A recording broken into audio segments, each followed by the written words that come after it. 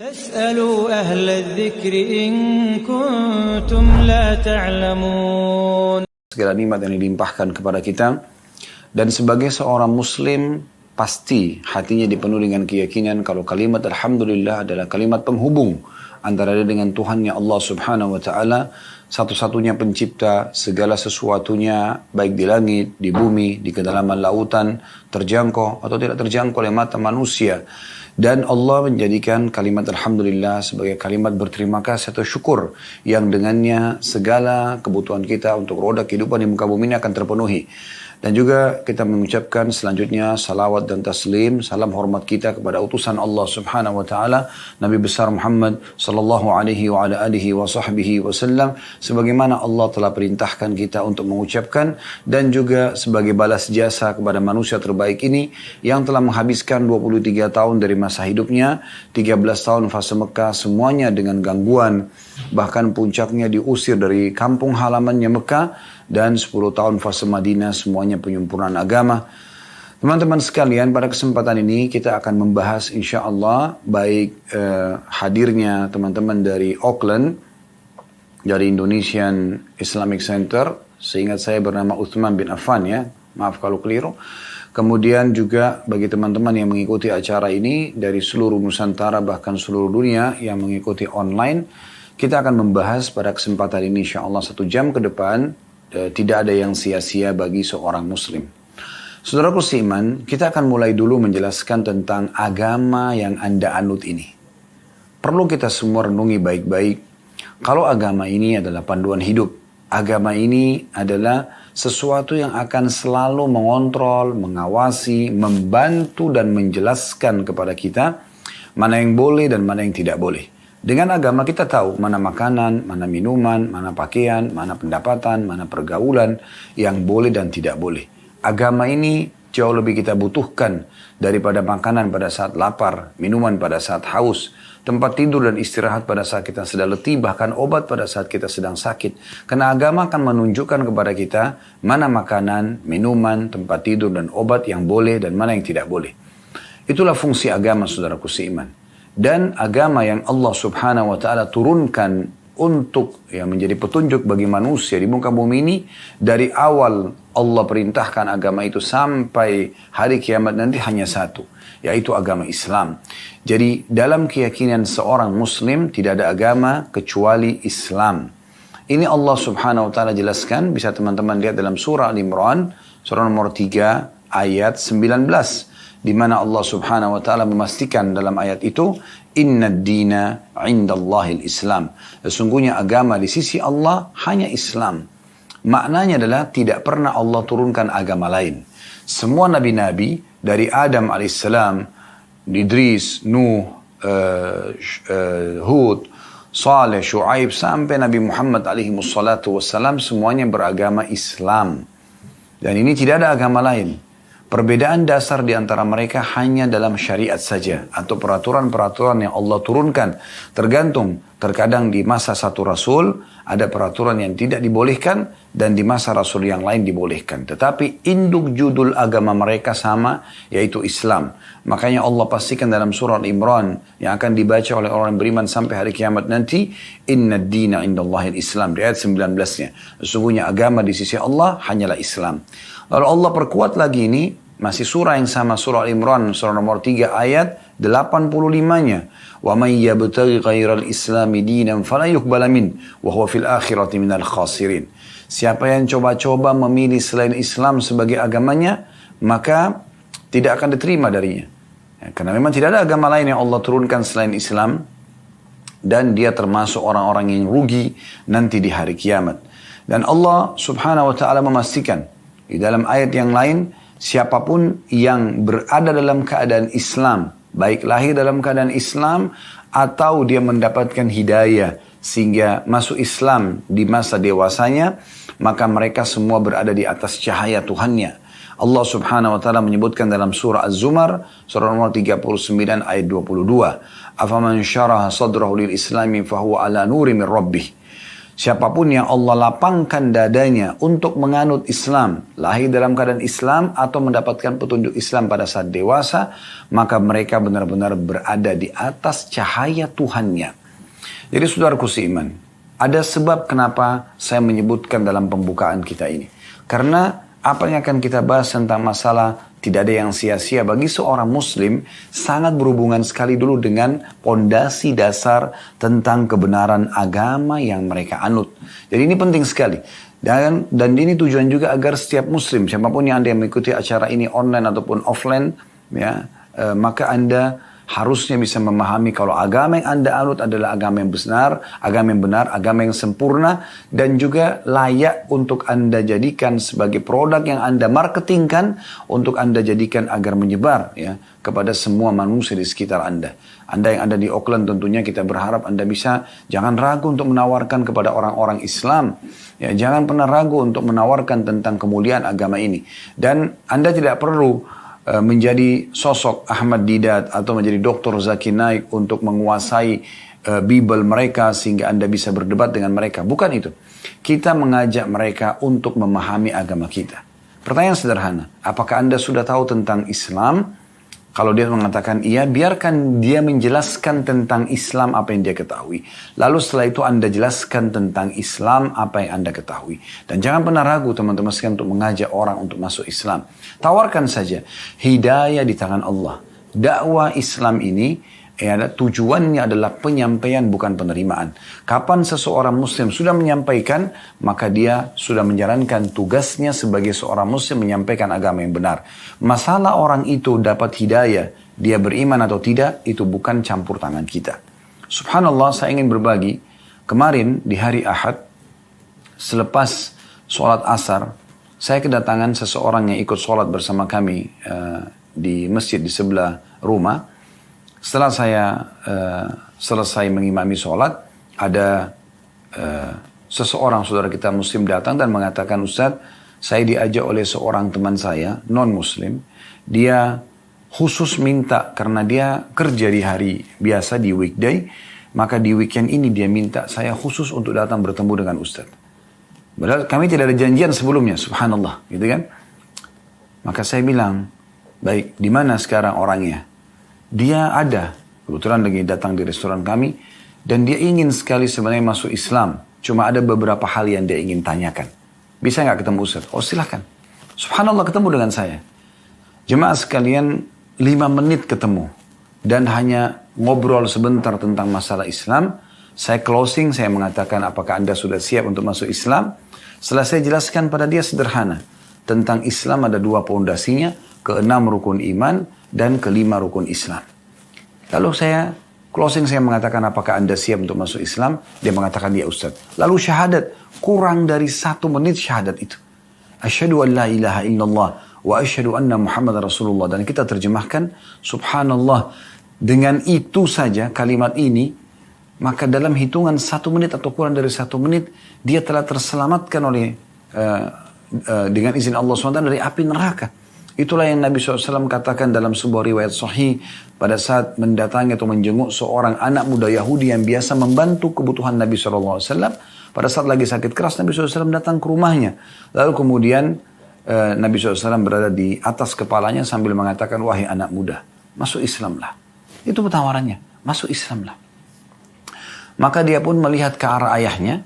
Lalu kemudian ayahnya mengatakan, Ati' Abul Qasim. Patuhi ayahnya Qasim, maksudnya Nabi Muhammad SAW.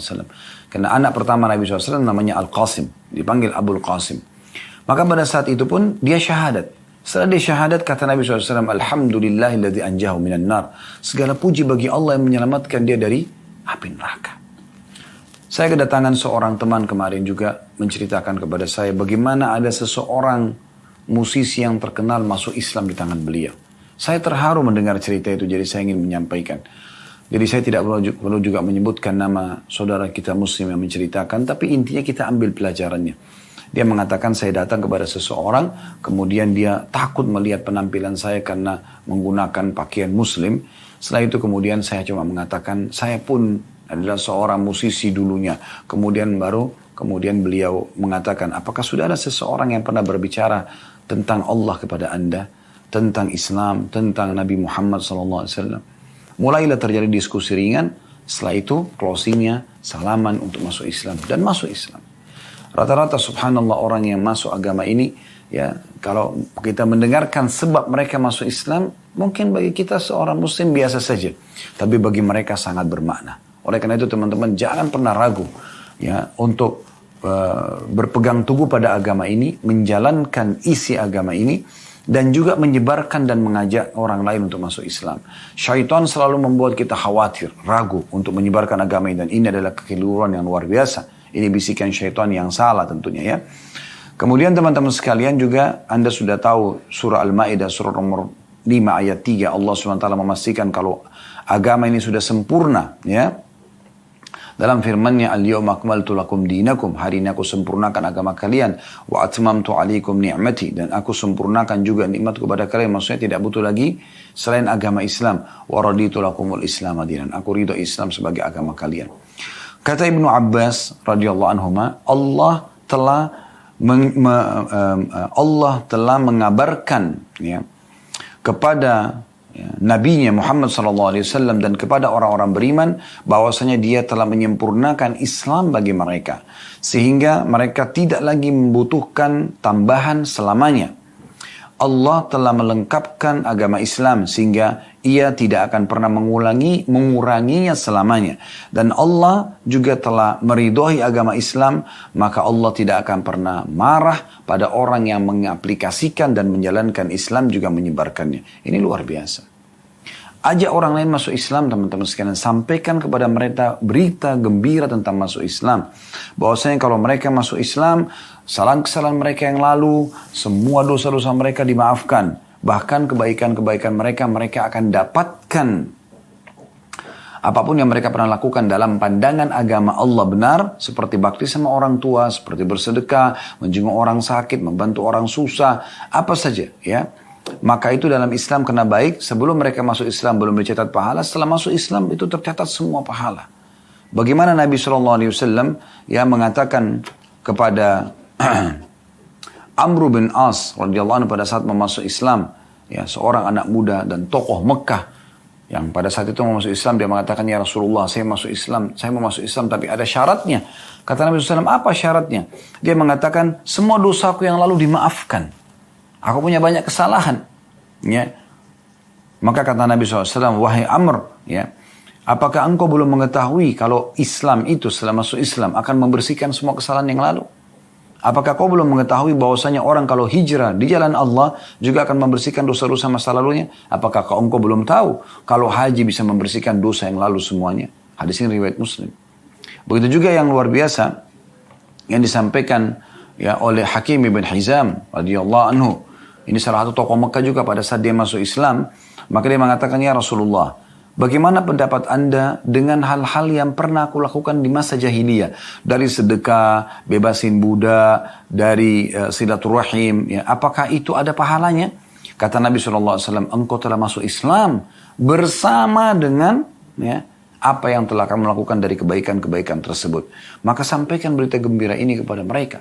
Mereka akan mendapatkan banyak sekali manfaat-manfaatnya ya, yang dari masuk Islam itu sendiri. Selebihnya sekali lagi hidayah di tangan Allah subhanahu wa ta'ala. Ya, ini poin penting.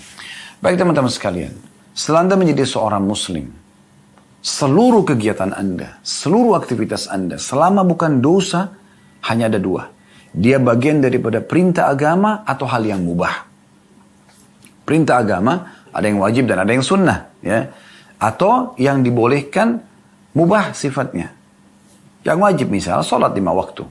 Anda kalau kerjakan, keutamanya terlalu banyak kalau kita ingin sebutkan. Tapi diantaranya kata Nabi SAW, ya, perumpamaan sholat 5 waktu adalah seperti sungai yang mengalir dengan sangat deras di depan rumah seseorang di antara kalian yang dia mandi sehari 5 kali. Apakah kalian menemukan ada kotoran di badan orang tersebut? Tentu saja tidak. Ya. Karena memang sehari mandi 5 kali. Begitulah perumpamaan sholat 5 waktu. Sholat 5 waktu hanya butuh persolatnya 10 menit maksimal. subuh 10 menit, duhur 10 menit, asar 10 menit, maghrib 10 menit, isya 10 menit. Anda masih punya 23 jam plus 10 menit yang Anda bisa aktivitas yang lainnya. Dan kata Nabi SAW, sholat adalah awal amal yang dihisab hari kiamat. Kalau dia baik, maka beruntunglah orang tersebut. Kalau dia rusak, maka rugilah dia. Ya, dalam riwayat lain dikatakan, sholat itu kalau baik, maka akan membantu amal-amal yang lain. Kalau dia buruk, maka akan mengganggu amal-amal yang lain. Dan kata Nabi SAW, kalau seandainya amal sholat wajibnya itu ya, kurang, maka Allah berfirman kepada para malaikat, carilah sholat-sholat sunnahnya. Kemudian ya, sempurnakanlah ya, sholat wajibnya yang kurang. Itu luar biasa. Itu yang wajib contohnya. Zakat. Anda hanya harus mengeluarkan setahun sekali. Dengan 2 syarat. Haul, masa setahun. 12 bulan. Dan dalam 12 bulan itu selalu stabil nisab Anda atau kadar minimal zakat atau harta Anda. 85 gram emas. Januari, 85 gram emas total tabungan dan investasi kita. Tentu dinilai pada saat itu ya, berapa nilai gramnya. Nilai 1 gram emasnya, 85 gram emas. Februari sama. Sampai Desember semuanya sama. 1 tahun semuanya sama. Maka di saat itu nanti Anda mengeluarkan 2,5%. Dan Anda berikan kepada 8 golongan yang disebutkan dalam Al-Quran. Di antaranya orang fakir dan miskin, para mu'allaf, ya, orang terlilit utang, pembebasan budak. Ya. Kalau seandainya dalam 12 bulan itu, ternyata misalnya bulan pertama, bulan kedua, bulan ketiga, bulan keempat, bulan kelima, Anda masih stabil 85 gram emas. Ternyata bulan ke-6 atau bulan ke-7, ya, itu turun, harta Anda berkurang dari 85 gram emas. Karena Anda sakit, Anda berobat, bayar rumah sakit misalnya, atau Anda butuh untuk biaya sekolah anak Anda, atau. Maka turun. Di saat itu berarti hitungan haul Anda yang 1 tahun batal. Dimulai lagi nanti di saat bulan di mana 85 gram emas itu tercapai. Jadi zakat itu sangat ringan. Hanya kalau terpenuhi dalam 1 tahun 85 gram emas non-stop selama 12 bulan baru Anda keluarkan hanya 2,5%. Tujuannya untuk membersihkan harta Anda. Bukankah begitu mudah teman-teman sekalian? Begitu juga dengan puasa Ramadan. Mungkin ada orang berpikir, tapi kan puasa Ramadan Ustaz sebulan penuh. Sebentar lagi kita akan tiba insya Allah. Tinggal belasan hari, semoga Allah mudahkan kita mendapatkan dan meraih yang terbaik tentunya di Ramadan. Allahumma amin. Teman-teman sekalian, puasa Ramadan adalah terapi kesehatan selain dia ibadah. 12 bulan Allah subhanahu wa ta'ala memberikan kepada kita waktu untuk ya beraktivitas dalam 1 tahun. 11 bulannya kita boleh makan, minum yang panas, yang dingin, yang makan yang gurih, ya, yang pedas, segala macam. Ya. Tubuh kita ini kalau robot teman-teman mungkin sudah rusak. Karena berbagai macam variasi makanan, minuman. Ya. Maka dengan puasa Ramadan itu terapi kesehatan. Ada batasan di mana waktu di mana kita tidak makan dan minum dulu. Di waktu tertentu. Dan itu justru memang di waktu-waktu yang biasanya kita makan. Dan mulai pagi sampai malam, sampai maghrib. Diberikan kesempatan untuk makan sahur dan diberikan kesempatan untuk buka puasa setelah itu. Dan Nabi SAW ingatkan kita. Sebaik-baik makanan buka puasa dan sahur bagi seorang muslim adalah kurma. Jadi kita diajar terapi untuk mengontrol makanan kita. Ini terapi kesehatan. Makanya setiap muslim, setiap kali tiba Idul Fitri, mereka selalu, mungkin di hari pertama Idul Fitri, Anda pun mungkin di Auckland atau berada di manapun di muka bumi ini. Kalau di Indonesia mungkin tidak asing ya, karena kita pasti ramai silaturahim keluarga, makan ketupat, makan segala macam. Biasanya hari pertama Idul Fitri kita makan sedikit saja sudah kenyang. Kenapa? Karena perut kita, usus kita sudah mulai normal kembali. Setelah terapi kesehatan. Tidak ada orang meninggal karena puasa. Begitu juga dengan haji. Haji hanya sekali seumur hidup wajibnya. Itu pun bagi yang mampu. Kalau yang tidak mampu maka tidak ada masalah. Ini kewajiban. Yang sunnah. Sunnah ini tambahan. Sholat sunnah, puasa sunnah, sedekah, ya, umrah. Ini semua fungsinya untuk menyempurnakan dan melengkapi pahala yang wajib tadi. Ya, seperti misalnya sholat sunnah membantu dan melengkapi kekurangan sholat wajib nantinya. Kalaupun sudah sebutan sholat wajibnya, maka dia akan bernilai pahala tambahan. Begitu juga dengan puasa sunnah, kayak hari ini misalnya hari Senin orang puasa hari Senin, Kamis. Atau kebetulan juga dengan Ayyamul Bid ya, 3 hari setiap bulannya. 13, 14, 15 dari bulan Sya'ban sekarang kita masuk. Maka Anda Ini akan menyempurnakan puasa wajib Anda. Begitu juga dengan sedekah harian misalnya. Itu akan menyempurnakan kekurangan zakat atau menambah pahala nanti kalau zakat Anda sudah sempurna. Begitu juga dengan umrah menyempurnakan haji Anda. Maka amal-amal sunnah ini indah. Ya, mudah sekali. Semuanya nilai pahala di sisi Allah SWT. Nah, yang unik adalah mubah. Sesuatu yang mubah. Apa itu mubah teman-teman sekalian? Mubah itu sesuatu yang Anda boleh lakukan karena tidak diharamkan dalam agama. Tapi juga tidak ada nilai pahalanya. Makan, minum, tidur, mandi misalnya ya. Berolahraga, kan mubah ya. Tetapi yang mubah ini, kata Syekh Abu Bakar Jazair rahimahullah, indahnya Anda menjadi seorang muslim dan tidak ada yang sia-sia. Anda bisa jadi ubah. Anda bisa mengubah sesuatu yang mubah menjadi sunnah. Bagaimana caranya? Supaya ada nilai pahalanya. Bagaimana caranya supaya makan saya, minum saya, mandi saya, tidur saya, berolahraga saya, dan hal-hal yang mubah yang lainnya, itu semua bisa nilai pahala di sisi Allah SWT. Bisa menjadi sunnah. Dengan niat teman-teman sekalian. Dengan niat. Ini luar biasa. Karena niat saja sudah cukup akan membuat Anda panen pahala yang luar biasa. Daripada Anda tidur kosong, hanya karena capek, tidur malam hari, selesai. Ya. Kenapa Anda tidak niatkan dalam hati tidur ini untuk memberikan haknya jasad? Allah Subhanahu wa Ta'ala, pencipta jasad kita ini, memberikan juga sinyal-sinyal ke tubuh kita, diantaranya ngantuk, supaya kita istirahat dan memberikan hak jasad kita. Daripada hanya sekedar tidur, niatkan kalau tidur ini memberikan hak jasad, maka dia berubah dari mubah menjadi sunnah. Begitu juga dengan makan dan minum. Bukan hanya sekedar, lapar saya makan, haus saya minum. Hanya sekedar menghilangkan rasa lapar dan dahaga. Tetapi niatkan untuk memberikan haknya jasad. Maka ada pahalanya. Ya.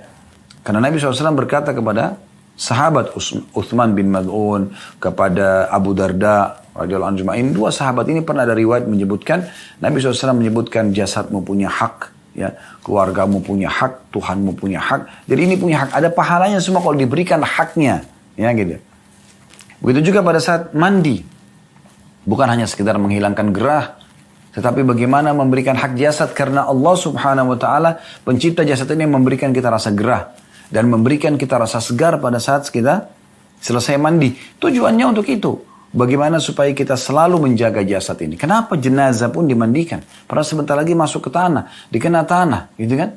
Kalau kita tahu kalau masih hidup ini, kalau sebentar lagi kita akan kena lumpur, kena tanah, mungkin kita pikir nanti aja mandinya. Tapi subhanallah berbeda. Karena kita memberikan hak jasad tersebut. Begitu juga dengan berolahraga. Bukan hanya sekedar, supaya ya saya punya keterampilan misalnya. Enggak. Tapi bagaimana kita memang memberikan hak jasad. Karena Allah Subhanahu wa Ta'ala memberikan orang yang suka olahraga lebih segar, lebih fresh ya. Tujuannya untuk itu. Supaya kita selalu memberikan olahraga atau melakukan hak badan dengan olahraga. Tentu pada hal-hal yang tidak diharamkan olahraganya ya. Nah ini akan berubah menjadi mubah menjadi sunnah. Ini luar biasa nih ya. Dan yang tidak kalah pentingnya teman-teman sekalian, hadis yang luar biasa. Hadis ini sering kali saya ulangi dalam diri saya sendiri.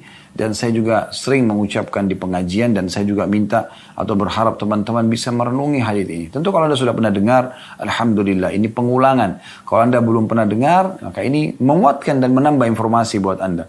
Hadis Ibnu Abbas radhiyallahu anhuma, yang beliau mengatakan bahwasanya Nabi SAW menyampaikan tentang wahyu dari Tuhannya. Ini hadis qudsi ya. Fima yarwi an rabbihi tabaraka wa ta'ala. Nabi SAW meriwayatkan dari Tuhannya yang maha berkah dan maha tinggi. Qala, yang berbunyi, Inna Allah katabal hasanati was sayyiat, thumma bayyana dhalik. Sesungguhnya Allah telah mencatatkan dan menentukan semua balasan-balasan kebaikan dan juga dosa-dosa. Dan menjelaskan itu. Faman hamma bihasanatin falam ya'malha katabaha Allahu indahu hasanatun kamila, ya, atau hasanatan kamila. Siapa yang baru niat ingin mengerjakan satu perbuatan baik, baru niat mau mengerjakan amal baik, baru niat mau bakti sama orang tua, via telepon kah misalnya, via WA kah, atau datang langsung ke rumahnya, baru niat ingin menjenguk orang sakit, baru niat ingin kalau bertemu dengan orang miskin bersedekah, baru niat nanti kalau melihat kemungkaran dipungkiri, baru niat nanti kalau azan mau mampir sholat di masjid, baru niat bila ada kesempatan di kereta api, di bus, di angkutan umum, di kesempatan-kesempatan lagi antri misalnya mau bayar sesuatu sambil baca ayat Al-Quran, baru niat menyempurnakan zikir pagi petang misalnya, niat-niat, baru niat, belum dikerjakan. Maka kata Nabi SAW, sementara dia belum melakukannya, Allah akan mencatat di sisinya sebagai satu pahala lengkap. Oleh karena itu teman-teman sekalian, cerdaslah menjadi seorang muslim. Bagaimana jangan menyia-nyiakan apapun, semua bisa bernilai pahala di sisi Allah Subhanahu wa taala. Kalau mau tidur jangan cuma sekedar tidur, niat ingin sholat malam, Anda dapat 2 pahala sekarang. Kalau tadi di awal saya bilang tadi, niatkan untuk memberikan hak jasad, dapat pahala. Anda niat lagi dalam hati, hanya niat sederhana. Ingin nanti kalau tidur, insya Allah tengah malam bangun ingin sholat tahajud, dapat pahala sholat tahajud. Daripada Anda tidur kosong, Anda bisa dapat pahala 2 sekaligus. Kata dicatatkan sisi Allah pahala lengkap. Apa kata Nabi SAW? Ya. Wa in hamma biha, kalau dia niat untuk mengerjakan amal baik itu, fa'amilaha, lalu dia kerjakan, katabahallahu indahu ashra hasanatin ila 700 di'fin ila adhafin katsira. Kalau dia niat lalu dia kerjakan apa yang dia niatkan itu, maka Allah akan catat di sisinya 10 kali lipat dari pahala ibadah itu. 10 kali lipat dari sholat malam, 10 kali lipat dari pahala sedekah, 10 kali lipat dari pahala zikir, baca Quran, bakti sama orang tua, jenguk orang sakit, berdoa, apa saja yang kita niatkan. Dicatatkan 10 kali lipat, bahkan sampai 700 kali lipat, dan kelipatan-kelipatan yang banyak. Coba Anda bayangkan. Kenapa Anda tidak niat? Kalau Anda bertanya, Ustadz kira-kira apa bedanya? Kenapa ada yang mendapatkan kelipatan-kelipatan banyak? Minimal 10 kali lipat kalau dia kerjakan, ya. Misalnya dia niat sholat malam pada saat mau tidur, dapat 1 pahala sholat malam. Begitu dia bangun, dia akan dapat, dan dia kerjakan sholat malam, dia akan dapat 10 kali lipat. Tapi ada juga yang dapat sampai 700 kali lipat, sampai kelipatan-kelipatan yang banyak. Nah ini tergantung kadar keikhlasan dia. Tergantung tentang kualitas daripada sholatnya, kuantitas dan kualitasnya. Maka ini semua akan memberikan ekstra tambahan pahala. Maka selalu ikutkan dengan niat. Lanjutan hadisnya. Kata Nabi SAW, wa in hamma bisayyi'atin. Dan kalau seseorang niat mau ngerjain dosa, mau zina, mau bohong, mau menipu, mau memukul, mau membunuh, apa saja dari keburukan. Falam ya'malha. Lalu dia batalkan. Dia tahu ini dosa, nggak mau. Dia batalkan, saya nggak mau. Katabahallahu indahu hasanatan kamilah. Maka Allah akan catatkan baginya 1 pahala lengkap. Pembatalan terhadap niat buruk akan mendatangkan pahala lengkap. Wa in hamma biha, kalau dia berniat, fa'amilaha, lalu dia kerjakan dosa tersebut, katabahallahu sayyi'atan wahidah. Allah hanya catatkan baginya 1 dosa saja. Ini luar biasa. Ini luar biasa. Hadis ini sahih diriwayatkan oleh Bukhari. Ya, bagaimana kalau kita niat untuk mengerjakan kebaikan, maka akan mendapatkan pahalanya walaupun belum dikerjakan. Kalau kita sudah kerjakan 10 kali lipat, sampai 700 kali lipat, sampai kelipatan-kelipatan yang banyak. Niat buat dosa, dibatalin karena Allah, dapat 1 pahala. Dikerjakan hanya dicatatkan 1 dosa saja. Perhatikan hadis yang lain. Kata Nabi SAW, innamad dunyatu li arba'ati nafar. Dunia ini ada tergolong atau ada 4 golongan manusia. Abdun razaqahullahu malan wa ilma. Seorang hamba yang Allah karuniahi harta dan ilmu. Fahuwa yattaki fihi rabbah. Dan dia takut kepada Allah terhadap harta dan ilmu tersebut. Wa yasilu fihi rahimah. Dia melanjutkan hubungan silaturahim. Dengan harta itu dia bantu orang keluarganya. Dengan ilmu dia bersilaturahim, termotivasi untuk mendatangi kerabatnya misalnya. Wa ya'lamu lillahi fi haqqa. Dan dia tahu ada haknya Allah di situ. Dia harus ikhlas. Ya. Dia harus tahu dalam harta itu sumbernya harus halal. Dikeluarkan juga pada yang halal. Ya, ilmu juga dia harus belajari dengan ikhlas. Supaya ada keberkahan dan ajarkan kepada orang lain. Fahada, ya, bi afdalil manazil. Ini manusia yang paling baik kedudukannya. Oleh karena itu teman-teman amalkan doa. Saya selalu coba mengamalkan ini. Semoga Allah ikhlaskan niat. Ini hanya karena ingin berbagi saya sampaikan ya. Selalu berdoa, ya Allah karuniakan aku ilmu dan harta. Dan mudahkan hambamu ini untuk menghabiskan keduanya di jalanmu. Untuk bertakwa kepadamu pada keduanya gitu ya. Jadi harta sumbernya halal, kita memberikan hak Allah di situ, ya dengan zakat, dengan sedekah, memberikan hak makhluk. Dan juga ilmu kita menuntut dengan ikhlas, serta juga kita ya menjadikan sebagai pegangan hidup kita, pengontrol terhadap hidup kita. Kemudian kata Nabi SAW, wa abdun razaqahullahu ilman walam yarzukhu malan. Dan golongan kedua adalah seseorang yang Allah berikan kepada dia ilmu, tahu ilmu agama, tapi Allah belum berikan dia harta. Fahuwa sadikun niyah, dan dia ikhlas, tulus dengan niatnya. Yaqul, dalam niatnya dia berkata antara dia sama Tuhannya dalam hatinya, lau anna li malan la'amiltu bi'amali fulanin. Kalau seandainya aku betul-betul Allah berikan harta seperti si fulan, golongan pertama tadi. Karena golongan pertama hartanya habis dibangunkan masjid, rumah anak yatim, bantu orang susah, sebarin Al-Quran, hajikan dan umrohkan orang dan seterusnya. Maka golongan kedua tahu ilmunya tapi dia nggak punya hartanya, dia cuma lihat depan mata ini orang sibuk bangun masjid, orang itu sibuk bantu anak yatim, bantu janda-janda dan seterusnya. Maka dia dengan niatnya tulus dalam hati, dia mengatakan, ya Allah, kalau seandainya Engkau memberikan aku seperti orang ini, persis gitu sama, harta juga, aku akan buat yang sama. Tapi betul-betul tulus ya, ada dua syaratnya, dia tulus ya, karena mengharapkan pahalanya, dan yang kedua memang dia belum punya kemampuan harta itu. Jangan orang kaya lalu mengatakan saya niat saja, nggak bisa. Di sini memang betul-betul dia tidak mampu karena cuma diberikan ilmu tanpa harta. Maka dia mengatakan ya, lau anna li malan la amiltu bi amali fulan, kalau saya punya harta saya akan buat seperti si fulan. Fahuwa biniyatihi fa ajruhu ma sawa. Dengan niatnya ini maka dia akan dapat pahala yang sama dengan golongan yang pertama. Coba luar biasanya gitu. Ya, begitu luar biasa, tidak ada yang sia-sia bagi seorang muslim. Orang lain pun berbuat baik, kita masih bisa raih pahala bersama dia.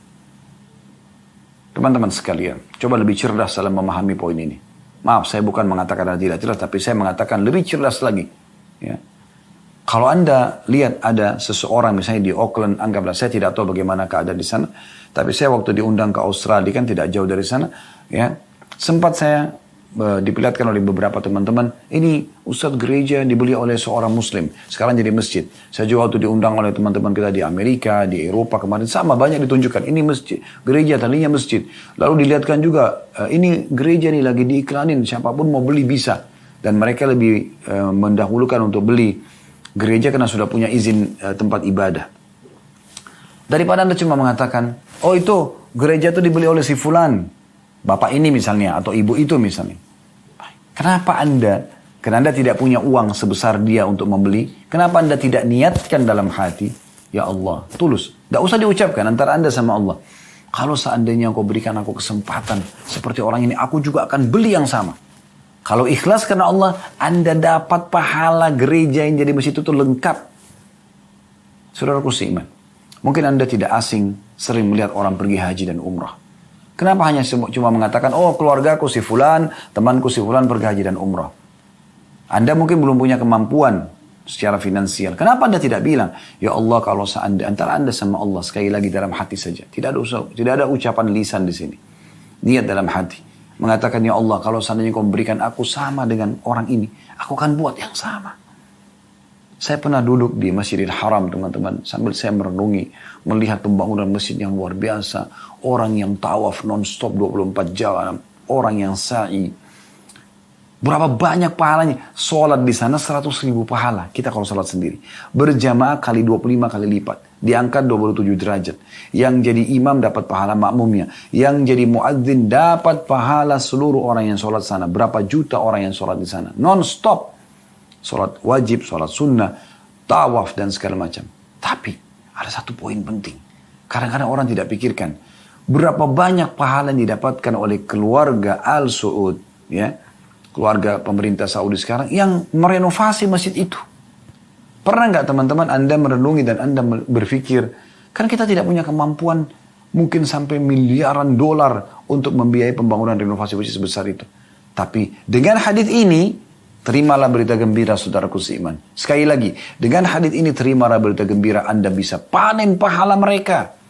Kalau Anda ikhlas dalam hati mengatakan, ya Allah, kalau seandainya Engkau memberikan aku kesempatan seperti mereka, aku akan buat yang sama. Lihat proyek-proyek sosial yang besar di muka bumi yang sudah dikerjakan oleh saudara-saudara kita muslim. Anda tidak punya kemampuan, niatkan. Niatkan. Bahkan bukan mustahil sesuatu yang sudah berlalu pun Anda masih bisa mendapatkan pahalanya. Allah maha luas rahmatnya. Saya kadang-kadang kalau melewati lokasi perang Uhud, sambil menjelaskan kepada jemaah, sambil saya merenungi. Subhanallah. Takdir Allah subhanahu wa ta'ala, saya lahir di masa sekarang. Saya tidak bisa hidup di masa Nabi SAW.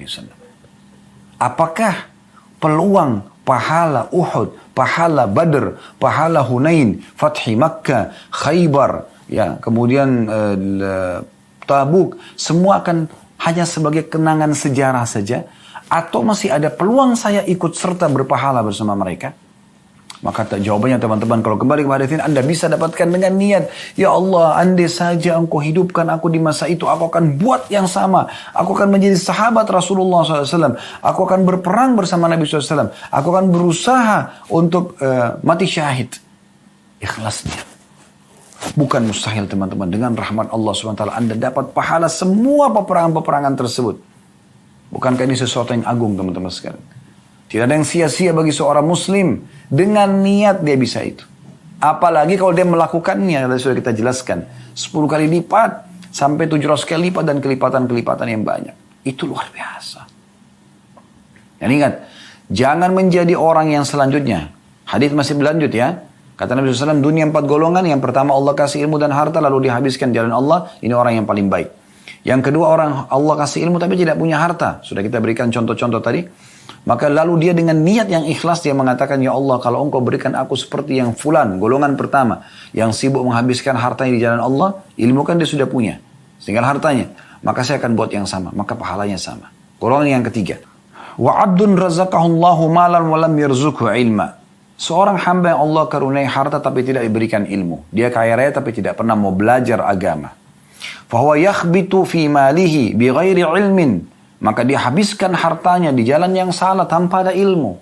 Diskotik, bar, zina, judi, ya. Wala yattaqi fi rabbah. Dia tidak takut pada Tuhannya di harta itu, tidak memberikan hak Allah di situ, zakatnya, tidak bersedekah memberikan hak makhluk. Fahadha bi akhbathil manazil. Ini adalah seburuk-buruk kedudukan. Kaya tapi nggak punya ilmu. Habis hartanya pada tempat yang tidak benar. Ya. Ini sayang sekali. Banyak orang seperti ini. Ini buruk sekali. Yang keempat lebih buruk lagi. Wa abdun lam yarzuqhullahu malan wala ilma. Seorang hamba yang Allah tidak kasih dia ilmu, tidak juga harta. Tidak dikasih harta, tidak dikasih ilmu. Fahuwa yaqul, lalu dia berkata, apa yang dia bilang? Perhatikan, lau anna li malan la amiltu fihi bi amali fulanin, fahuwa bi niyati fa wizruhu ma sawa. Lalu dia berkata, kalau seandainya saya punya harta seperti si fulan, ditunjuk orang yang golongan ketiga tadi, yang habiskan hartanya pada judi, pada zina, pada diskotik dan seterusnya. Maka dengan niatnya itu, tekadnya itu, maka mereka sama dosanya. Ini orang luar biasa, ya. Sudah nggak punya ilmu, nggak punya harta, udah miskin, udah bodoh. Lalu dia panen dosanya orang yang melakukan kemaksiatan. Maka hati-hati dengan niat. Hati-hati dengan niat, ya. Perhatikan juga hadis Nabi SAW. Tentu hadis itu hadis sahih, ya. Hadis sahih ini diriwayatkan oleh Tirmidzi, ya. Kemudian ada hadis yang lain juga, hati-hati dengan niat. Jangan sampai salah, ya. Niatnya buruk. Idzal taqal muslimani bisayfihima fal qatilu wal maqtulu finnar. Kata Nabi SAW, kalau dua orang muslim bertemu dengan memegang pedang satu sama yang lain, saling menyerang, maka yang membunuh dan yang dibunuh dua-duanya masuk neraka. Faqultu ya Rasulullah, maka sahabat ini berkata, yang merawikan hadis, ya, itu tepatnya Abu Bakr, namanya Nufai' bin Harith Al-Thaqafi radhiyallahu anhu. Beliau mengatakan, ya Rasulullah, hadzal qatil fama balul maqtul, Kalau orang yang membunuh masuk akal ya Rasulullah. Kita tahu orang yang membunuh masuk neraka. Tapi orang yang dibunuh, bagaimana kami memahaminya kalau juga akan masuk neraka? Kata Nabi SAW, Innahu kana harisan ala qatli sahibihi. Karena dia, kalau tidak dibunuh, dia akan membunuh saudaranya itu. Dengan niatnya itu sudah bisa dapat hukumannya. Ini bahaya sekali. Ya. Harus hati-hati sekali teman-teman sekalian. Dan ada sebuah berita gembira yang luar biasa. Hadis Nabi SAW. Pada saat beliau sedang menuju ke Tabuk ya. Peperangan terakhir Nabi SAW. Perjalanan yang sangat jauh dari kota Madinah. Ya, butuh waktu perjalanan sebulan lebih ya. Pasukan bergerak menuju ke sana. Itu cerita panjang tentang peperangan. Tapi yang jelas Nabi SAW waktu lagi istirahat berkat bersabda di depan para sahabat. Sesungguhnya di Madinah, di kota Madinah, ada saudara-saudara kalian yang tidak ada satu lembah pun yang kalian lewati. Langkah-langkah, setiap amal apapun yang dikerjakan dalam perjuangan jihad ini, kecuali mereka akan mendapat pahala bersama kalian. Kenapa? Kata Nabi SAW, habasahumul udhur. Karena mereka sebenarnya niat ingin ikut, ingin sekali. Tapi ada udhurnya. Mereka sakit. Mereka nggak bisa. Jadi kalau anda pun sakit, masih bisa niat. Kalau saya sehat, saya akan kerjakan itu ya Allah. Gitu. Luar biasa kan? Jadi luar biasa. Tidak ada yang sia-sia teman-teman sekalian. Oleh karena itu memang orang subhanallah yang mendapatkan hidayah Islam ini dan tahu dan mempelajari Islam ini, betul-betul dia adalah orang yang Allah inginkan kebaikan padanya. Nabi SAW telah mengatakan dalam sebuah hadis riwayat Imam Ahmad, ayyuma ahli baitin minal arabi wal ajam, rumah manapun, dari rumah orang Arab atau selain orang Arab, ya, aradallahu bihim khaira, Allah inginkan kebaikan bagi mereka, adkhala alaihimul Islam, ya, Allah masukkan Islam ke dalam hati mereka. Nah, ini luar biasa ini, ya, luar biasa. Jadi teman-teman sekalian, kontrol niat Anda. Semua amal soleh, sisi yang lain, semua amal soleh, tidak terkecuali teman-teman sekalian, semua amal soleh, semuanya ada janji-janjinya. Anda tidak akan berbuat amal dalam Islam sia-sia, tidak akan pernah. Anda akan beramal soleh dan semua ada balasannya. Anda pernah dengarkan fadilah atau keutamaan. Salat ada fadilahnya, ada keutamaannya. Wajib atau sunnah. Puasa ada keutamaannya. Ramadan atau puasa sunnahnya. Zakat ada keutamaannya. Sedekah juga ada keutamaannya. Haji ada keutamaan. Umrah juga ada keutamaannya. Bakti sama orang tua. Jenguk orang sakit. Jujur. Amanah. Tanggung jawab. Zikir. Berdoa. Apa saja. Dari semua perintah agama ini, ya, semua akan ada pahalanya. Tidak ada yang sia-sia. Semua dosa yang Anda kerjakan, dari satu sisi, semua dosa yang Anda kerjakan, ada hukumannya tentunya. Selama Anda tidak taubat. Tapi ada satu resep. Di saat Anda buat dosa dan Anda taubat, perhatikan ya, dosa-dosa itu bisa dimaafkan semuanya. Nabi SAW mengatakan, at-taubat tajubbu ma qablaha. Taubat akan membersihkan semua kesalahan masa lalu. Sebesar apapun kesalahan Anda. Misal, seseorang umurnya 50 tahun. Anggap 15 tahun habis dalam masa sebelum balik. Sisa 35 tahun. 35 tahun ini, 34 tahun dipakai dosa semuanya. Zina, mabuk, judi, semua sudah dicoba sama dia. Di tahun ke-35, subhanallah, di hari pertama, dia taubat nasuha. Wudu, sholat sunnah 2 rakaat, niat taubat. Bersimpuh, ya, merendah di hadapan Tuhannya Allah subhanahu wa ta'ala. Dia memohon, dia menangis agar Allah memaafkannya. Maka Allah akan maafkan. Bahkan Allah sangat gembira dengan taubat hambanya. Bukankah begitu disebutkan dalam sebuah hadis Bukhari? Kata Nabi SAW, Allah lebih gembira dengan taubat hambanya dibandingkan seseorang di antara kalian yang pergi membawa seluruh bekalnya ke tanah tak bertuan, tandus, padang pasir. Kemudian dia istirahat di bawah sebuah pohon, lalu untanya pergi dengan bekal-bekalnya. Setelah itu, dia pun bangun lalu dia berusaha mencari, untanya tidak ditemukan. Pada saat dia sudah putus asa, Dia berkata pada dirinya sendiri, saya coba kembali ke pohon tadi, tidur semoga saya tidak bangun lagi. Sudah, meninggal. Pada saat dia tidur dan dia terbangun, dia temukan ternyata untanya dengan bekalnya semuanya ada. Bagaimana gembiranya orang itu? Allah lebih gembira dengan taubat hamba daripada hamba tersebut menemukan bekalnya. Apa yang lebih mulia daripada ini teman-teman sekalian? Setelah kita melanggar, membuat segala macam kesalahan, Allah subhanahu wa ta'ala masih memaafkan. Anda kalau kerja di perusahaan, ya, Anda buat satu pelanggaran, Anda mungkin dapat SP, surat peringatan kalau di Indonesia biasa dikatakan ya. Satu, ada SP2, ada SP3, mungkin Anda setelah itu di PHK, nama Anda rusak. Anda melamar dimanapun mungkin tidak terima, apalagi kalau Anda mau kembali ke perusahaan yang sama, tidak bisa.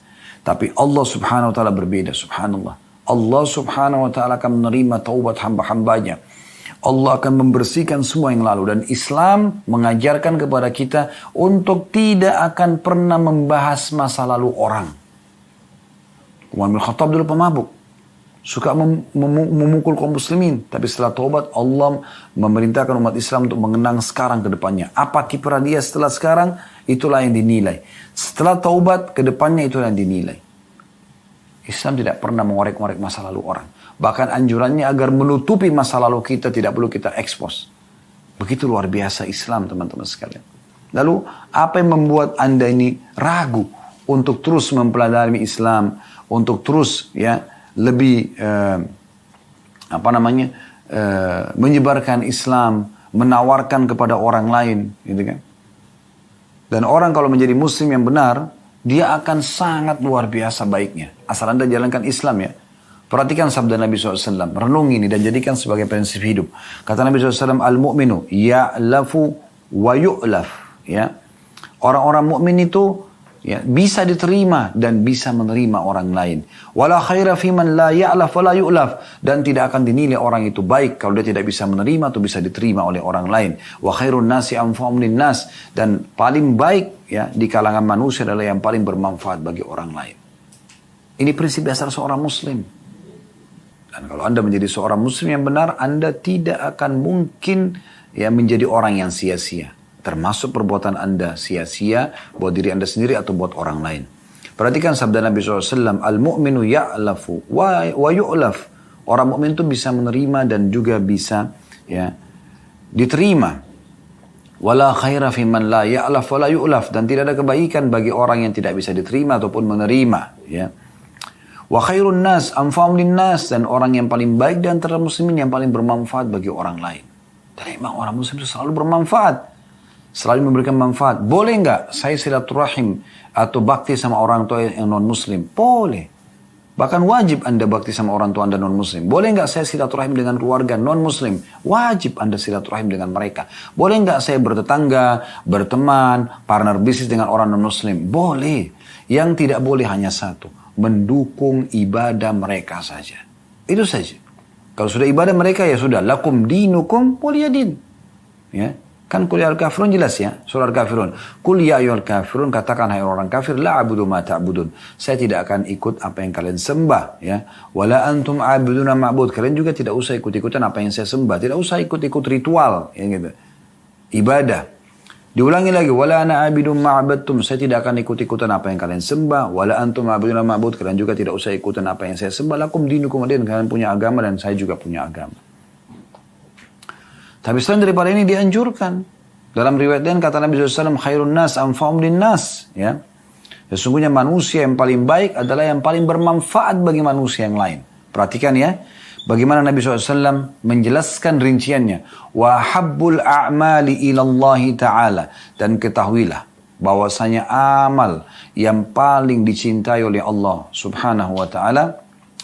Ya, adalah sururun tudkhiluhu ala muslim, rasa gembira yang kau masukkan ke dalam hati seorang muslim, au takshifu anhu kurbah, atau engkau menghilangkan kesulitan darinya, au taqdi min anhu dainan, atau engkau melunasi utangnya, au tatrudu anhu ju'an, atau engkau menghilangkan rasa laparnya, wala an amshi ma akhi fi hajatin, dan kata Nabi SAW, aku jalan untuk memenuhi satu hajat saudaraku. Apapun sifatnya itu, menunjukkan alamat, menemani ke satu pasar atau toko untuk belanja misalnya. wala an amshi ma akhin fi hajatin ahabbu ilayya min an a'takifa fi hadzal masjid, yani masjid Madinah syahra. Aku memenuhi satu hajat saudaraku muslim yang aku cinta daripada iktikaf di masjid ini, maksudnya Masjid Nabawi selama 1 bulan. Itu luar biasa pahalanya iktikaf di Masjid Nabawi 1 bulan, gitu kan. Tapi ini subhanallah bisa ya didapatkan dengan memenuhi hajat seseorang muslim. Sebagai penutup teman-teman sekalian, sabda Nabi SAW ini menandakan tidak ada yang sia-sia bagi seorang muslim, yaitu hadis sahih riwayat Muslim, la tahqiranna minal ma'rufi syai'a. Jangan kalian pelit-pelit, jangan perhitungan dengan satu kebaikan, walaupun kecil di mata kita. Lalu Nabi SAW berikan gambaran hal yang paling ringan, yang paling kecil, walau an talqa akhaka biwajhin talq, walaupun kau harus bertemu dengan saudaramu dengan wajah senyum. Nah, ini perbuatan yang luar biasa sederhana, tapi akan bernilai pahala di sisi Allah Subhanahu wa taala. Kalau benar dari Allah, kalau dasar dari saya mohon dimaafkan. Subhanakallahumma bihamdika asyhadu an la ilaha illa anta astaghfiruka wa atubu ilaik. Wassalamualaikum warahmatullahi wabarakatuh. Subhanakallahumma wa bihamdika asyhadu an la ilaha illa anta astaghfiruka wa atubu ilaik.